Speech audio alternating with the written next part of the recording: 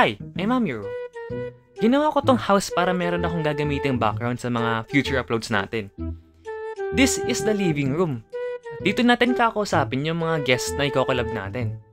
Bale, ito yung background na for sure na madalas nyo makikita. Here's our kitchen and dining table.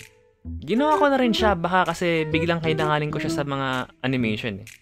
Kaya, ginawa ko na rin yung buong bahay na parang pwede talagang tiran. For now, dito muna tayo sa sala. Sa mga future uploads, baka di muna ako mag-share ng mga Pinoy animated experience ko. Ang gusto ko talaga ngayon buhayin yung collab sa Pinoy animation. Kaya sa mga future uploads ko, i-interview natin yung mga sikat na animator or kahit hindi sikat. Depende sa inyo kung sino sa tingin niyo yung magandang imbitahin or papuntahin dito sa bahay. If meron kayong suggestion, sabihin niyo lang sa comment section and titignan ko kung pwede ko siyang imbitahan para ma-interview.